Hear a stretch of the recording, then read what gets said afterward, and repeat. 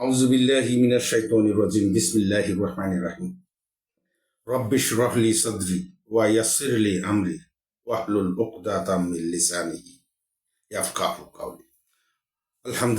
আলহামদুলিল্লাহি রাব্বিল আলামিন সুবহানাল্লাহি ওয়া বিহামদিহি সুবহানাল্লাহিল আযীম।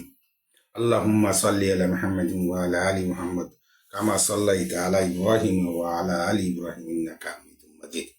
আল্লাহুম্মা বারিক আলা মুহাম্মাদিন ওয়া আলা আলি মুহাম্মদ কামা বারাকতা আলা ইব্রাহিম ওয়া আলা আলি ইব্রাহিম ইন্নাকা হামিদুম মাজিদ। প্রিয় ভাই বন্ধু ফলোয়ার্স, যারা আমাকে ফেসবুকে এবং ইউটিউবে দেখে লাইক কমেন্টস করে আমাকে অনুপ্রেরণা যোগান, আপনাদের সকলকেই আমার আন্তরিক শুভেচ্ছা এবং সালাম। আপনারা জানেন আমি কোনো ইসলামিক আমাদের ধর্মীয় বিষয়ে কোনো আলেম না। আমি মোটামুটি আলহামদুলিল্লাহ শিখতে চেষ্টা করতেছি।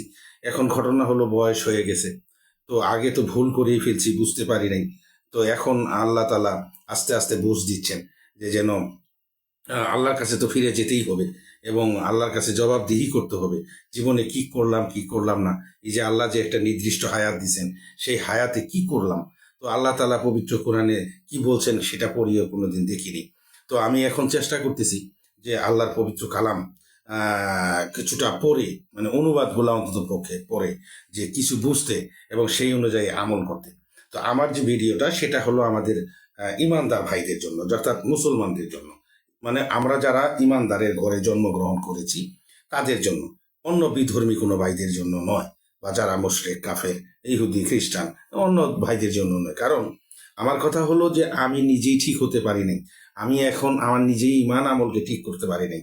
আমি আরেক ভাইকে কিভাবে দাওয়াত দেব? আমার মধ্যে যদি ভুল থাকে, অন্যায় থাকে, আমি যদি রং পথে ভুল পথে প্রচারিত হই, তারা তো অটোমেটিকলি বলবে যে কি তুমি সত্য পথে চলো, তুমি নিজেও তো ভুল পথে আসো। তো আমাদের ইমানদার ভাই যারা ইমানদারের করে যাদের জন্য, তারাদের মধ্যে আমার ভাইয়েরাই বেশি আমরা ভুলের মধ্যে আছি। কারণ হলো যে আল্লাহ পবিত্র কোরআনে বলছেন যে ইমান আরেকটা জিনিস হলো যে আমরা ইমানদারের ঘরে জন্ম নিয়েছি বিধায় ইমানদার এই কথাটা বলি। তো আমরা আবার মাঝে মাঝে পরিচয় দিই আমরা মুসলমান। তো মুসলমান আর ইমানদার কিন্তু এক জিনিস নয়। তো এখানে যেমন পবিত্র কোরআনে আল্লাহ বলছেন সূরা আল ইমরান আয়াত নাম্বার হলো 102, এখানে আল্লাহ বলছেন যে হে ইমানদারগণ, আল্লাহকে যেমন ভয় করা উচিত ঠিক তেমনি ভয় করতে থাকো, সেই তেমনি ভাবে ভয় করতে থাকো, এবং অবশ্যই মুসলমান না হয়ে মৃত্যুবরণ করো না। তাইলে ইমানদার আর মুসলমান কি এক হইল না? ইমানদার একরকম বলে, ইমানদার কি সেটা আমি ব্যাখ্যাতে বলবো। ইমান হইল যে মুখে বিশ্বাস করি আর কি, আল্লাহ আছে, রাসূল আছে, কিতাব আল্লাহ পাঠাইছেন, নামাজ কালাম পড়া উচিত, এটা বিশ্বাস করি, কিন্তু কাজ করি না। আর মুসলমান হইল সেই ব্যক্তি যে পবিত্র কোরআনের প্রত্যেকটি আয়াতকে অক্ষরে অক্ষরে বিশ্বাস করে এবং পালন করে, সে হলো মুসলমান। যেমন সূরা রুম আয়াত নাম্বার হলো আপনার 53, এখানে বলা হয়েছে যে আল্লাহ রাসূলকে বলছে যে আপনি অন্ধদের ও তাদের পথভ্রষ্টা থেকে পথ দেখাতে পারবেন না। আপনি অন্ধদেরকেও তাদের পথভ্রষ্টতা থেকে পথ দেখাতে পারবেন না।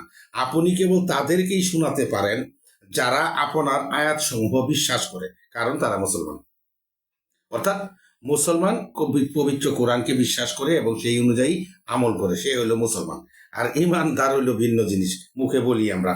সূরা বাকারা আয়াত নাম্বার হইল আপনার 214, এখানে আল্লাহ বলছেন তোমাদের কি এই ধারণা যে তোমরা জান্নাতে চলে যাবে, অথচ সে লোকদের অবস্থা অতিক্রম করনি যারা তোমাদের পূর্বে অতীত হয়েছে, তাদের উপর এসেছে বিপদ ও কষ্ট, আর এমনি ভাবে শিহরিত হতে হয়েছে যাতে নবী ও তার প্রতি যারা ঈমান এনেছিল তাদেরকে পর্যন্ত কথা বলতে হয়েছে যে কখন আসবে আল্লাহর সাহায্য, তোমরা শুনে নাও, আল্লাহর সাহায্য একান্তই নিকটবর্তী।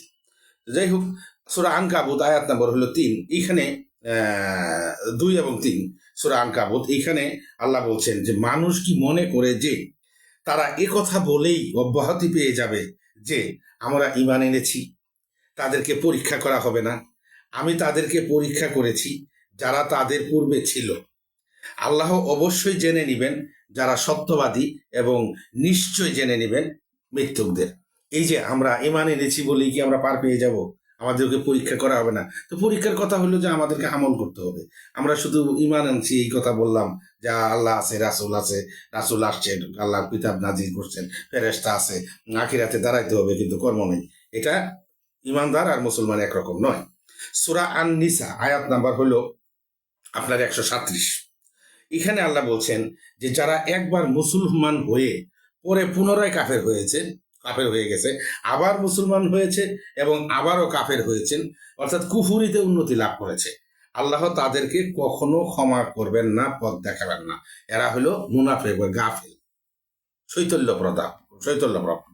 তো এখন ঘটনা হয়েছে যে আমরা কিন্তু সেই আমাদের যে মুসলমান এই এই আয়াতটার সঙ্গে আমাদের যে আমরা ইমানদার যে দাবি করি, মুসলমানের ঘরে জন্মগ্রহণ করছি, সেটার সঙ্গে মিলে যায়। আচ্ছা, কাফের, কাউকে যদি কাফের বলা হয়, সে বলে কি ভাই এত বড় একটা গালি দিলেন, কাফের গালি দিলেন। আচ্ছা, কাফের কথার অর্থই তো আমরা জানি না। কাফের কথার অর্থ হলো যে প্রত্যাখ্যান করে, যে অবমূল্যায়ন করে, অ্যাভয়েড করে।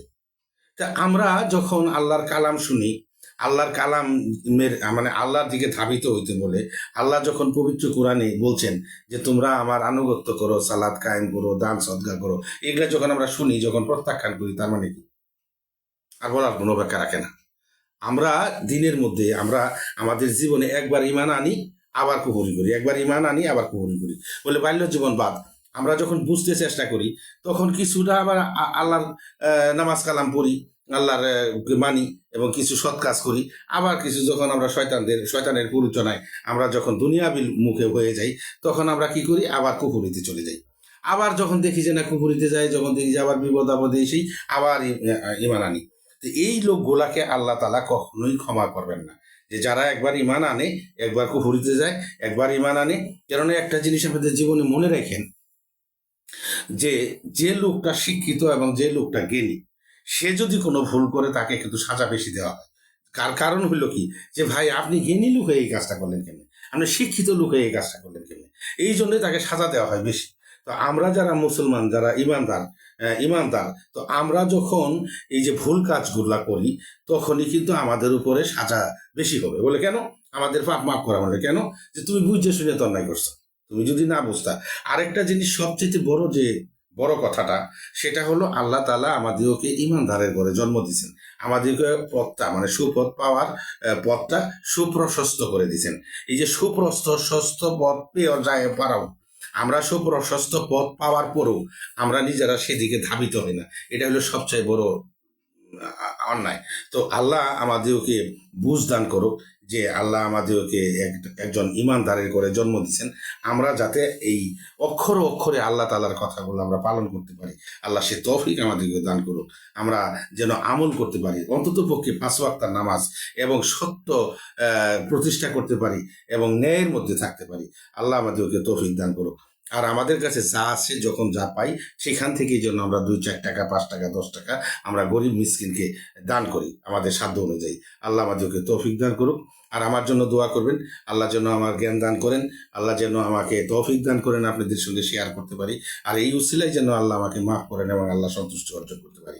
আর আপনাদের জন্য আমার শুভকামনা, দোয়া রইল, আল্লাহ যেন আপনাদেরকে হেদায়েত দান করেন যারা আমার ভিডিওটা শুনছেন। তো যাই হোক, আজকে এই পর্যন্ত। ইনশাল্লাহ পরবর্তীতে আমি আসবো। আসসালামু আলাইকুম ওয়া রাহমাতুল্লাহি ওয়া বারাকাতুহু। আমি কিন্তু এখানে কোনো পয়সা কামাইতে আসি নাই, আপনারা দয়া করে আমাকে ওই অপবাদটা দিয়েন না। আসসালামু আলাইকুম ওয়া রাহমাতুল্লাহি ওয়া বারাকাতুহু।